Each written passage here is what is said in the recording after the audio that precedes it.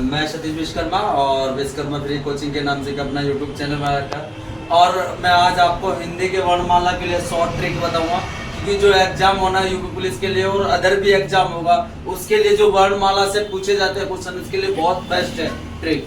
आप और इतनी आसान ट्रिक के साथ आपको मैं बता रहा हूँ कि क्वेश्चन आप इतनी जल्दी से आप अटेम्प्ट कर पाओगे कि बहुत जल्दी से। देखिए वर्णमाला के सब ट्रिक कैसे बताते हैं।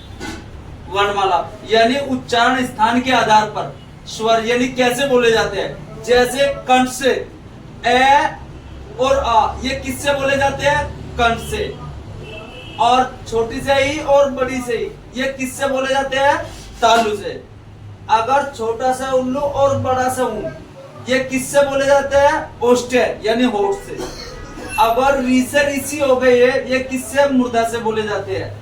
अगर ए से एडी और ए से एनक, अगर ये शब्द आ जाए तो ये किससे बोले जाते हैं? कंठ तालव्य यानी कंठ और तालव्य से बोले जाते हैं। अगर औ से ओखली और औ से औरत आ जाए तो ये किससे बोले जाते हैं? कंठोष्ठ्य यानी कंठ प्लस होठ से बोले जाते हैं। अब देखिए अनुस्वर होते हैं। अनुस्वर कैसे कौन से होते हैं? यानी जो वायु केवल नाक से निकलती है, यानी जिस शब्द में वायु केवल नाक से निकलती है वो अनुस्वर होते हैं। जैसे किसी शब्द पे ये बिंदी आ जाए, जैसे कि मयंक, मयंक, तो यह पे अंक की बिंदी है ना, तो सीधा ये नाक से निकल रहा है तो सीधा क्या होगा? ये अनुस्वर हो जाएगा मयंक में।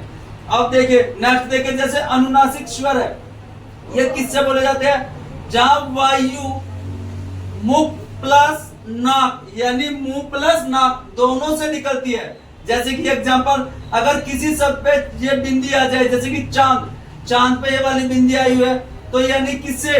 मुंह प्लस नाक दोनों से। और कोमा आंख, आंख पे भी है ये, तो क्या है? आंख पे भी बिंदु है तो क्या करेंगे? मुंह प्लस नाक दोनों से निकलते हैं वायु। एक देखिए निर्नुनासिक स्वर होते हैं, इसमें क्या?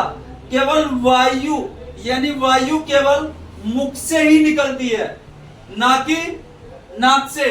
जैसे कि एग्जांपल पवन, राहुल और राजेंद्र। देखिए नेक्स्ट देखिए इसमें क्या वर्णों का जो उच्चारणों का जो स्थानांतरण जो होता है वो कैसे होता है। देखिए ये दिया आपको वर्णमाला है। कंठ से कौन से बोले जाते हैं? तालव्य से कौन से? मूर्धा से कौन से? दंत से कौन से? ओठ से कौन से?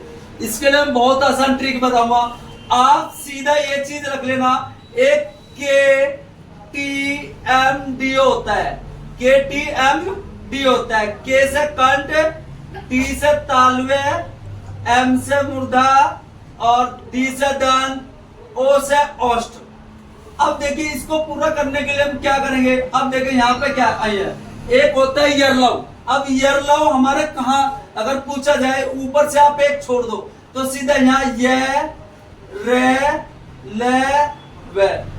तो यानी कहने का मतलब अगर यह पूछा जाए किसमें, यानी तालु में होता है, तालु में। और एक चीज और देखे, जब ऊपर से एक छोड़ दे तो इस वाली लाइन में आप नीचे से एक छोड़ना, तो यहाँ क्या होगा? है और क्या होगा? ये से सलजम और ये से षटकोण और से सपेरा, यहाँ नीचे से एक लाइन छोड़ दीजिए। और एक चीज ये देख लिए, जो मूर्धा में बोले जाते हैं दो वर्ड होते हैं जिन्हें दुर्बण वन बोलते हैं। कौन से होते हैं? एक तो डे जो उनकी बिंदु, एक डे जो ढोलक वाले में नीचे बिंदु है, इनको दुर्बण वन बोलते, व्यंजन बोलते हैं। क्या? दुर्बण व्यंजन कहा जाता है। और मैं कह रहा हूँ कि आप वर्णमाला को ज्यादा से ज्यादा इसको वीडियो को देखना और लाइक करना और सब्सक्राइब करना, क्योंकि यूपी पुलिस का जो एग्जाम होना है आपके लिए बहुत इंपॉर्टेंट है वर्णमाला, क्योंकि मैं शॉर्ट ट्रिक से बता रहा हूँ आपको।